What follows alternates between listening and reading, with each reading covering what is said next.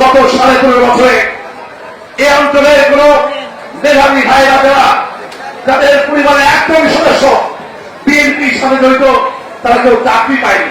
BNP ক্ষমতায় যায় বেগম খালেদা তারেক রহমান যদি দেশের দায়িত্বভার গ্রহণ করে, যারা 15.5 বছরে আমাদেরকে বঞ্চিত করছে সেই সকল মেধাবী ভাইদেরকে অবশ্যই আমরা চাকরির ব্যবস্থা করি ইনশাআল্লাহ।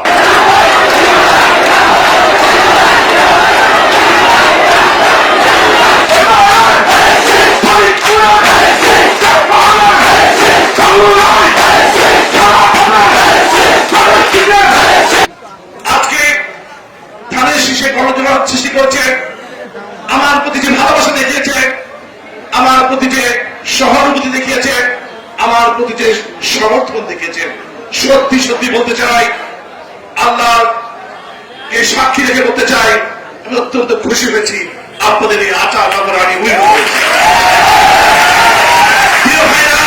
আমি তো আগেই বলেছি আপনি আপনাদের সময় দেরি, জানি না কি কারণে এত অল্প সময়ের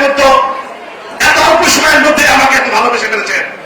যেখানে যাই ধানেশী প্রিয় ভাইরা, এখানে আমার বাড়িঘর নেই, যদিও বাড়িটির মধ্যে আমি 4-5টি বাড়ি নিয়েছি। রাতে দিনে আপনাদের সমস্ত প্রয়োজনে সুখে দুঃখে পাশে থাকতে পারি, এই জন্য আমি আরো 2টি বাড়ি দেওয়ার প্ল্যান করেছি। কিন্তু ভাইরা, যতগুলো বাড়ি বাড়ি একটি কথা তো সত্য, এই এলাকায় চাঁদপুর, ভাঙড়া, ফরিদপুরে আমার কোন নিকট আত্মীয় নেই, আমার কোন ভাই বোন নেই। আমি আগের 2টি জনসভা থেকে বলেছি ভাইরা,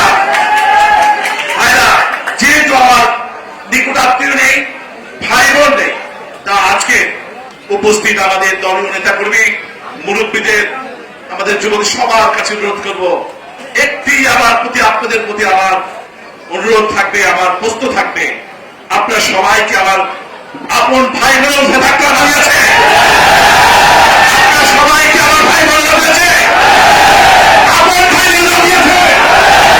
আমি আপনাদের কথা দিচ্ছি, আমরা যতদিন আমাদের বাঁচিয়ে রাখে জীবনের শেষ দিন পর্যন্ত আমি আপনাদের আপন ভাই বোন আপনাদের পাশে থাকবো। গত 15.5 বছরে এই অঞ্চলের কোন মেধাবী ভাইরা যারা যাদের পরিবারের একজন সদস্য বিএনপির সাথে জড়িত তারা কেউ চাকরি পায়নি। আপনারা যারা ব্যবসা বাণিজ্য করেন তারা ব্যবসা বাণিজ্যের সুযোগ থেকে বঞ্চিত হয়েছে, এলাকায় যারা চাকরি করেন তারা হয়রানির শিকার হয়েছে। স্পষ্ট কথা, আগামী দিন নির্বাচনে যদি আল্লাহর রহমতে বাংলাদেশের মানুষের ভোটে যদি বিএনপি ক্ষমতায় যায়, বেগম খালেদা তারেক রহমান যদি দেশের দায়িত্বভার গ্রহণ করে, আমিও কথা দিচ্ছি, যারা 15.5 বছরে আমাদেরকে বঞ্চিত করছে সেই সকল মেধাবী ভাইদেরকে অবশ্যই আমরা চাকরির ব্যবস্থা করি ইনশাআল্লাহ।